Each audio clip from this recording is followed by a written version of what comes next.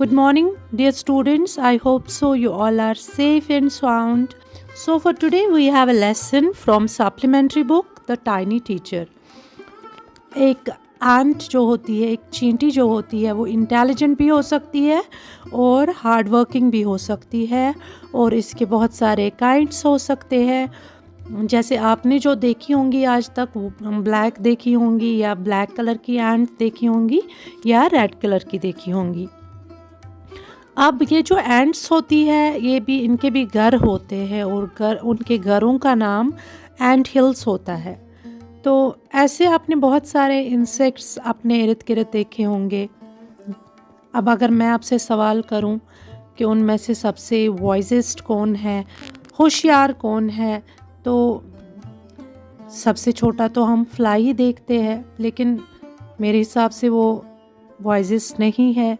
या तो गर्मियों में ज़्यादा मॉस्किटोज़ देखने को मिलते हैं हमें, वो भी उतना वॉइसेस नहीं है। तो या एक वर्म होती है, लेकिन ऐसा कुछ नहीं है। इनसे भी छोटा एक इंसेक्ट है जिसके बारे में ऑलरेडी मैंने आपको बता दिया, आंट के बारे में। हाँ, हम इन्हीं के बारे में बात कर रहे हैं जो सबसे कॉमन है, छोटी है, लेकिन सबसे होशियार भी मानी जाती है। और यहाँ पर अगर आप आज सुनोगे आंट के बारे में, आपको ऐसा लगेगा बुक में तो लिखा है, आपको लगेगा पता नहीं मैम भी क्या बता रहे और बुक पे भी क्या लिखा है, ऐसा कुछ नहीं होगा। लेकिन बहुत सारे ऐसे लोग हैं जो इन चींटियों को पेट्स की तरह पालते हैं। जैसे हम लोग डॉग्स, पपीज़ रखते हैं घर में, कैट्स रखते हैं घर में, और फिर हम उनका डेली बिहेवियर देखते हैं क्लोजली, और फिर हमें पता चल जाता है इनका क्या रूटीन है।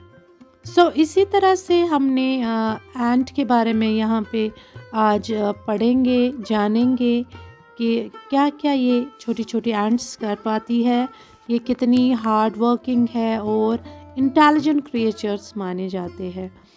आपने देखा होगा छोटी छोटी एंट्स को, चींटियों को, इनके सिर पे एंटीनास होते हैं जिनसे ये बात करते हैं, एक दूसरे को मैसेज देते हैं। जैसे हम लोग एक दूसरे को ग्रीट करते हैं स्कूल में, जब आप पास होते हैं आप अपने टीचर्स को ग्रीट करते हैं, फ्रेंड्स को ग्रीट करते हैं।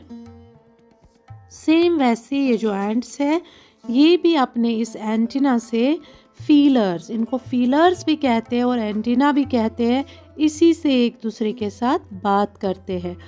आपने अक्सर देखा होगा घरों में कॉर्नर से या तो एंट्स ऊपर की ओर जा रही होती है दीवार के कॉर्नर में, या तो नीचे की ओर जा रही होती है, और आते जाते ऑपोजिट डायरेक्शंस में ये जो एंट्स होती है ना, आप अपनी बुक पे भी देखेंगे, ये क्या करती है, इनके जो एंटीनास होते हैं एक दूसरे के एंटीनास को टच करती है, तो दैट्स द वे, उस वे से एक दूसरे को ग्रीट करती है।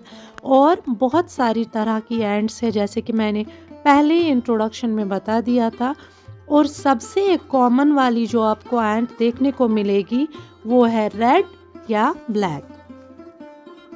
हमने बचपन से, आप तो अभी बच्चे ही हैं, आपने भी बिल्कुल नर्सरी से ही, जब से आपने समझा होगा इंसेक्ट्स के बारे में, तब से आपने इनको देखा होगा, लेकिन आपने कभी ये जहन में नहीं लाया होगा ये रहती कहाँ है और क्या करती है। तो जैसे कि मैंने पहले भी कहा, ये जो एंट्स है जहाँ पे ये रहती है उनको एंट हिल्स कहा जाता है, और ऑलमोस्ट वहाँ पे 100 रूम्स होते हैं, पैसेज होते हैं, गलियाँ जहाँ से ये पास हो जाती है।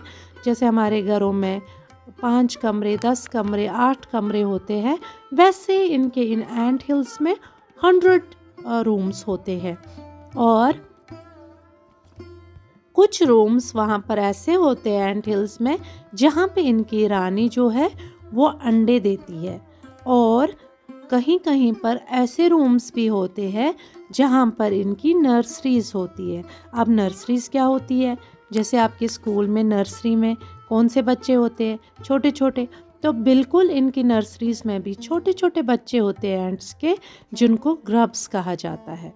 इनके यहाँ वहाँ वर्कर्स भी होते हैं, उनके क्वार्टर्स होते हैं रहने के लिए, और इन वर्कर्स का क्या काम होता है, ये खाने की खोज में होते हैं। तो अक्सर आप जब भी एंट्स को घूमते देखें तो आप या कुछ पिक करते हुए देखे फूड आइटम कुछ रेसिड्यू, तो आप खुद समझे दीज आर द वर्कर्स, ये एंड्स के वर्कर्स है।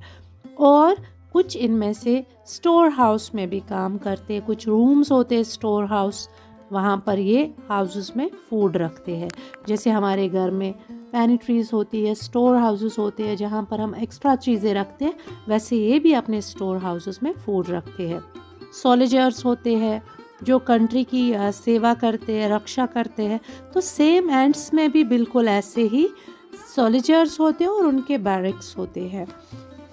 ये जो वर्कर्स होते हैं ये कभी भी सोल्जर्स के घरों में नहीं जाते, और सोल्जर्स जो होते हैं वो कभी भी खाने की खोज में नहीं जाते। हर एक का अपना काम होता है, और ना ही कोई वर्कर या कोई सोल्जर, इवन वहाँ सोल्जर वर्कर के साथ साथ क्लीनर भी होता है जिसका काम क्लीनिंग का होता है, वो कभी भी ग्रब्स को, the young ones of ends, उनको कोई हार्म, नुकसान नहीं पहुँचाते हैं। आप यहाँ पर देख सकते हो ये जो एंड्स है, पढ़ सकते हो कि इनकी लाइफ कितनी पीसफुल होती है, और हर एक अपना काम इंटेलिजेंटली करता है, ब्रेवली करता है, और ये कभी भी एक दूसरे का साथ नहीं लड़ते हैं।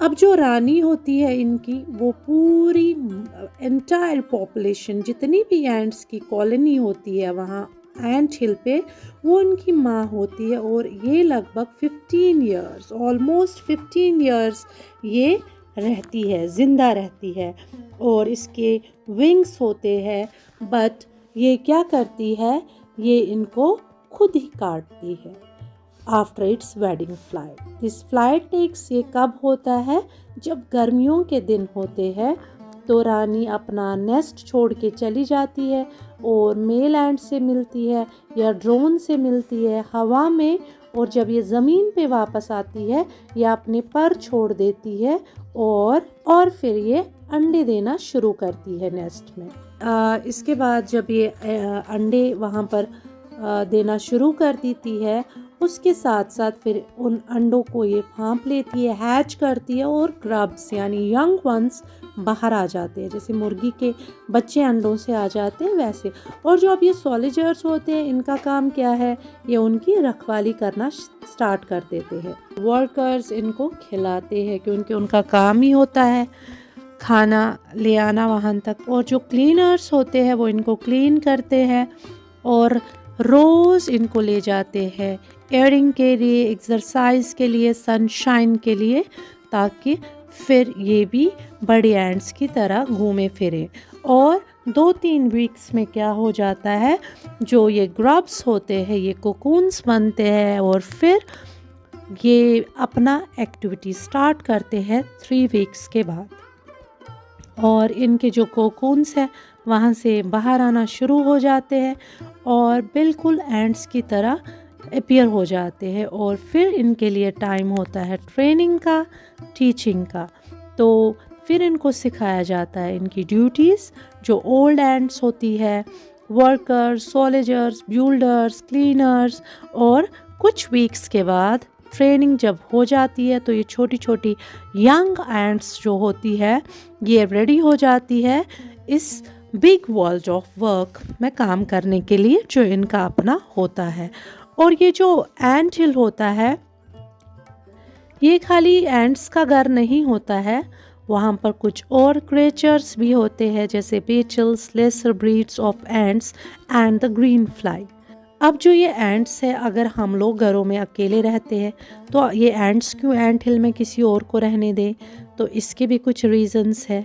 इसमें ये रीज़न्स है, कुछ इंसेक्ट्स, क्रिएचर्स इनको अच्छी अच्छी स्मेल दे देते हैं, कुछ इनको अच्छे जूस दे देते हैं, और कुछ ऐसे इनके पेट्स होते हैं या प्ले थिंग्स, जैसे हमारे यहाँ कैट्स, डॉग्स हमारे लिए होते हैं, तो इनके लिए भी कुछ क्रिएचर्स होते हैं प्ले थिंग्स की तरह।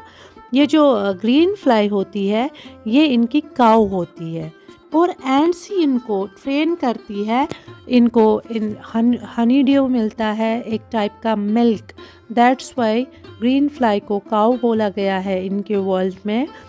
तो जब ये एंटीना से इसको टच करते हैं तो ये इनको मिल्क देती है ग्रीन फ्लाई, तो ये इसको मिल्किंग करते हैं जैसे हम काऊ को करते हैं।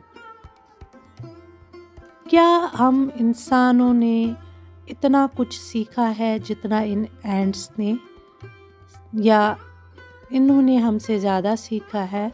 हमें लगता है इन्होंने ही।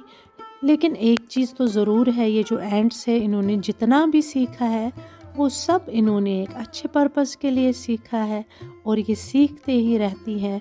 इनका एक डिसिप्लिन है, किसी को हार्म नहीं करते हैं, और अभी भी बहुत सारी चीज़ें सीखती हैं। लेकिन हम ह्यूमंस के लिए भी बहुत सारा एक लेसन मिल रहा है ये टाइनी टीचर पढ़ने से, कि हम भी सीख सकते हैं कितना हार्ड वर्क ये करते हैं, कितना डिसिप्लिन है इनमें, साफ़ सफाई का ख्याल करते हैं, अपने बच्चों का ख्याल करते हैं, और सबसे बड़ी बात ये काफ़ी लॉयल है। जिस ज़मीन पे ये रहते हैं उसके लिए काफ़ी लॉयल है। तो हम ह्यूमन बीइंग्स इनसे भी ज़्यादा जानते हैं, लेकिन हम अपनी नॉलेज उस तरीके से इस्तेमाल नहीं करते। हमारे पास अगर कुछ नॉलेज होता है, हमारा ये पर्पस होना चाहिए कि हमारी वजह से दूसरे को फ़ायदा हो, ना कि हम दूसरे को नुकसान पहुंचाए।